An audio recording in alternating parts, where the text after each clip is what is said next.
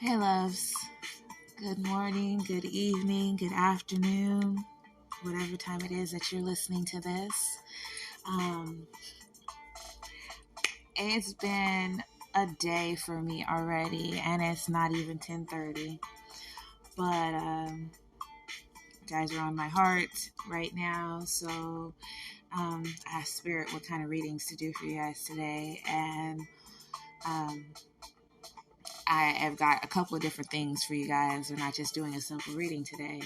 So we're going to start with a chakra reading, and from there I'm going to read you guys some angel messages and send you off with an oracle card, and you'll see how that goes. The music in the background is produced by me, so enjoy it or don't, but I figured you didn't want to listen to me in the silence. So first off, we got Eight of Swords, and that represents where you are today in the world. And right now you feel that you are not grounded, that you are coming up against a lot of obstacles, things that are barring you from getting to your desired place in life. And you feel like there is something fighting you as well, not just a barricade. There's like something guarding the barricade to keep you from where you're trying to go in life. And this energy is keeping you unsettled. You're not feeling like a king or a queen. You're feeling like everything is just not flowing correctly. And you've been working really hard to get to the point that you feel this change is supposed to be coming. And it's there. I mean, I see the abundance. I see the fruition. I mean, literally, I'm seeing fruit with money in it. So it's there. But you're not wrong in thinking that there is an obstacle in your way. There is somebody wishing ill against your abundance. Someone who, while you are trying to move forward, is trying to pull you backwards, because every step you take forward is one that they can't hold you to where they're at. This person wants you to either be on the same footing as they are or behind them, but never ahead of them. And because this person has tried to sabotage you at least 3 different ways, and each time it's failed. As a matter of fact, it has caused them emotionally. This person has probably been crying or stressed out, not sleeping, not eating because of the situation. This person has lost money, trying to be sneaky, trying to put forth effort to stop you from moving forward. And this person, I'm not going to say they've killed people, but they have put people in situations into which they have come out the worse for wear because of this. So they might have sent someone to come talk to you, and you blocked that person, or you chewed that person out, or you told that person about themselves. So they didn't even get an opportunity to attack you on the behalf of someone else, because they were already in the wrong for whatever they had already done to you. Like, the people that this person is sending to you are not strangers. These are people you already know.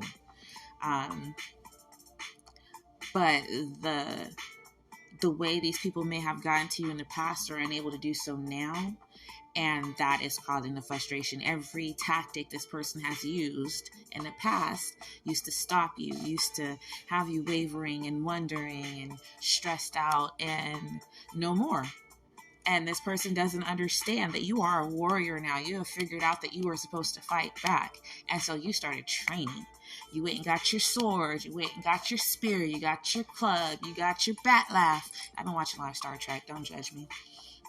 But whatever it is that you grabbed it, and you're like, all right, I am going to become the master of this weapon. And you have. And for you, that could be that you've learned to say no, finally. No more maybes or I guess or sure. No, just firm no's. That's your new weapon. Or maybe your new weapon is smiling when you used to scowl all the time. So now you smile at people, and because they don't understand what the smile is about, they get nervous. Whatever it is that you're using as your new protector, keep doing it. Keep doing it.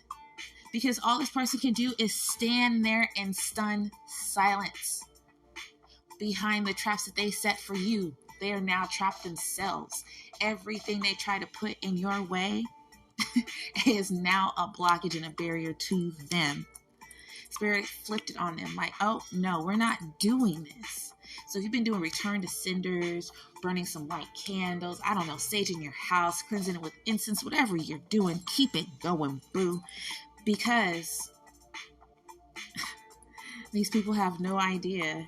This person, people, group, whatever, they have no idea that you are meant to do great things. Like the first heart surgeon.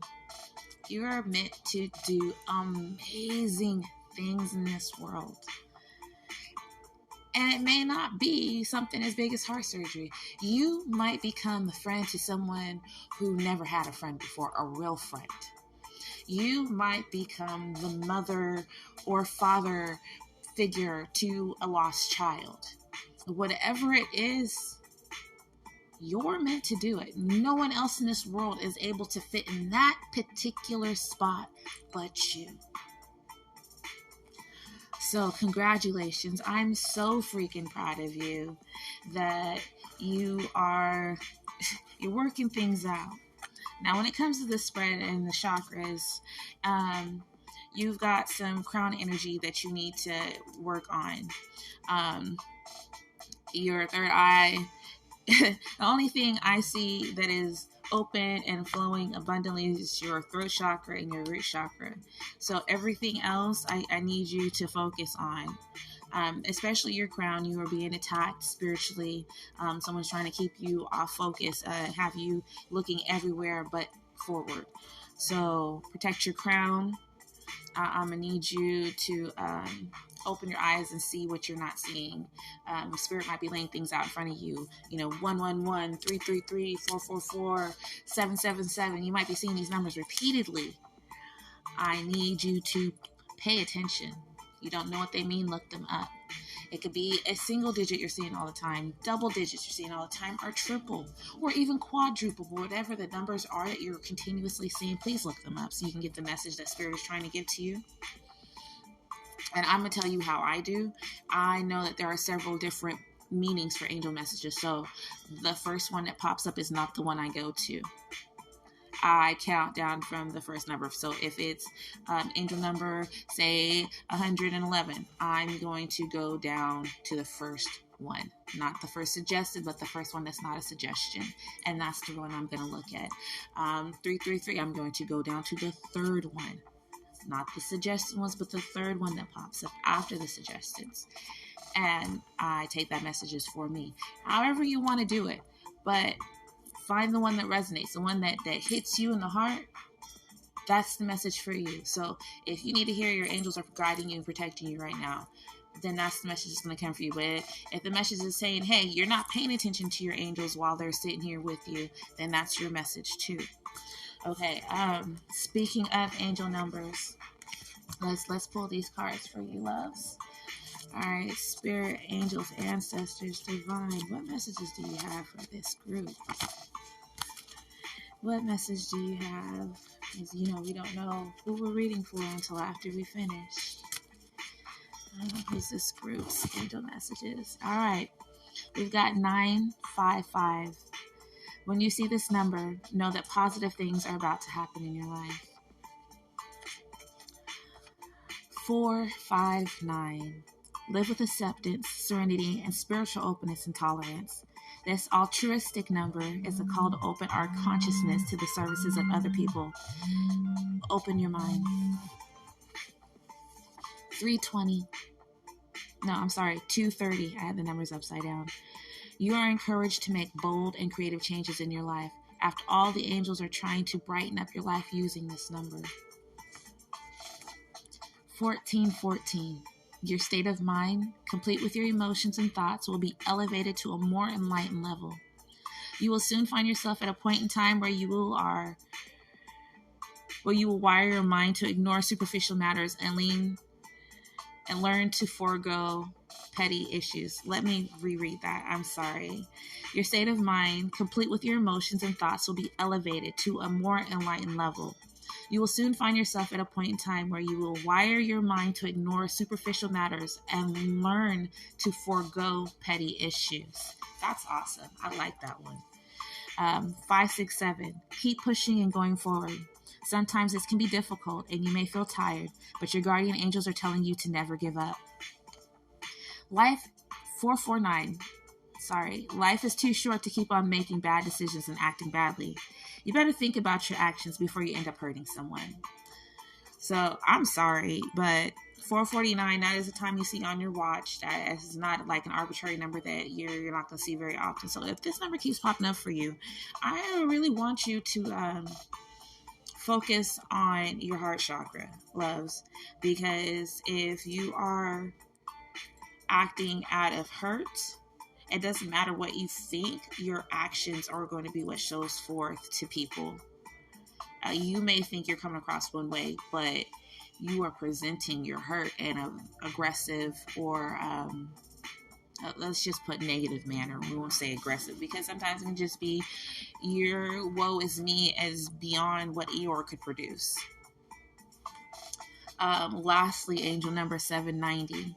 You need to achieve stability in your life so you can get rid of all the chaos holding you back. You're destined for greatness and you have to put in work. See, that repeats the last card I read for you, that you've been doing the work. So it's coming because it's meant to be there. It's meant to be for you. It's this song they used to sing when I was in church. And the words were, what God has for me, it is for me. And I used to cling to that because I felt surrounded by a lot of broken and empty promises. So if my father, God, who's going to be better than my earthly father, if he promised me that he would take care of me better than the sparrows, then I had to hold on to that, because it looked like I was eating like the sparrows, living like the sparrows. I needed that promise to hold on to in the midst of my darkness and sadness. My relationship with God carried me through in ways that I wasn't going to learn at church. I wasn't going to learn from watching other people in their relationships. It had to be completely personal for me.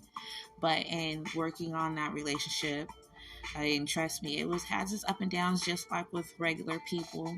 Moments where I just, hey God, you're not responding back, I'm gonna stop texting you, kind of issues. But at the end of it, I took that strength that I got from God to work on me, because I knew I was safe as long as he had me.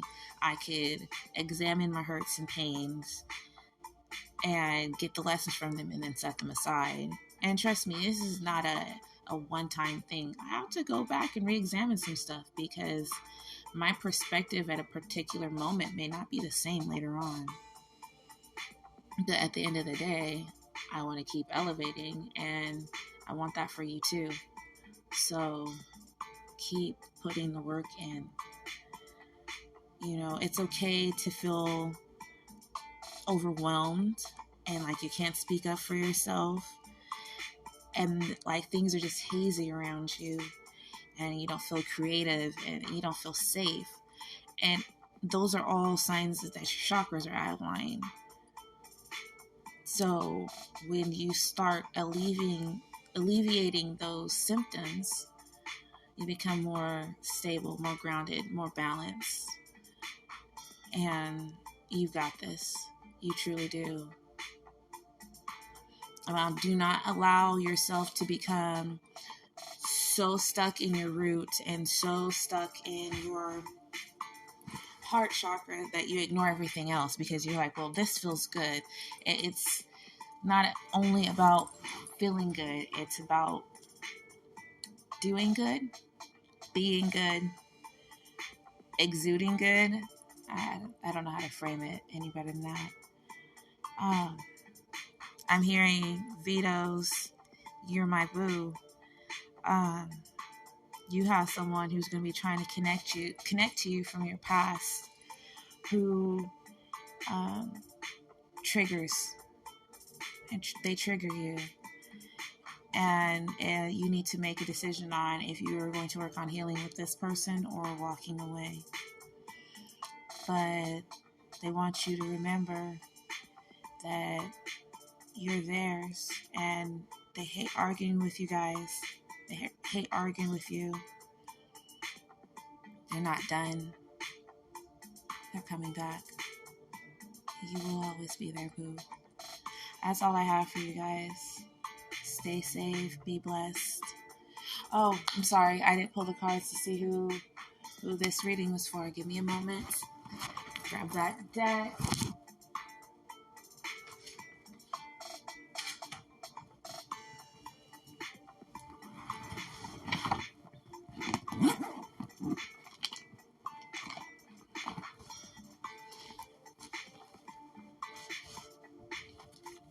Alright, Spirit, who is this reading for? Who is this reading for?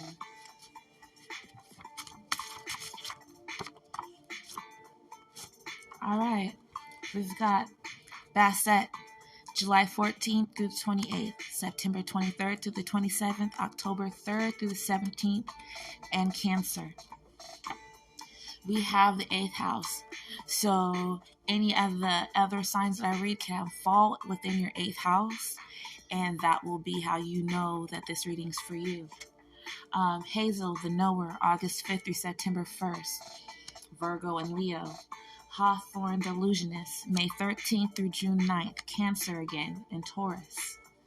Holly, the ruler, July 8th through August 4th. Again, Cancer and Leo. And then March. So maybe in March you started awakening, started seeing things a little differently. Your perspective had changed. And that's why you are seeking enlightenment in order to work on your chakras. This will also be why you feel like there's obstacles in your way, because you just awakened to things that were going on that you didn't know were going on. So, yes, we have Virgo and Taurus that came out, but we want you to really look for Cancer or Leo in your chart, wherever it falls. Some of you guys can be a grand trine. That means you have it in 3 spots, usually back to back to back. So it could be like your sun, moon, and rising are all the same sign, or your Mercury, Venus, and Mars are all the same signs, but you will have a trine, meaning 3, somewhere in your chart. I'm feeling this is mostly the big 3, sun, moon, and rising. You will have them all as the same sign. Again, look at your 8th house as well. It doesn't have to be for sun, moon, and rising. It could be just 8th house. And you have, 3 of these signs in there, or all of these signs in your 8th house. Or just one sign really predominantly, because that's the house. Your 8th house is Scorpio. So whatever house whatever sign you have in Scorpio, the 8th house represents sex, death, and transformation. People are often attracted to supernatural or occultic topics, intense romances, and have lots of transformations. This is a person who continuously levels up. Or this is the area in which you always level up in. If you have planets in this house, you understand the underbelly of any situation. So if something comes to you, you will see all sides of it. And you'll be able to take it apart and break it down for other people. And you live a life that's extremely complex. So you probably have a lot of situations that occur in life where you are not exactly part of it, but you are definitely connected to it. And because of your very perceptive ways, you see all angles of the situation. So you're usually probably the person that someone comes to for advice. Don't forget those boundaries. That might be something that you need to work on, is not always giving advice. Anyways, we're coming up on 20 minutes. It's probably the longest reading I've done on Anchor thus far. But be blessed, loves.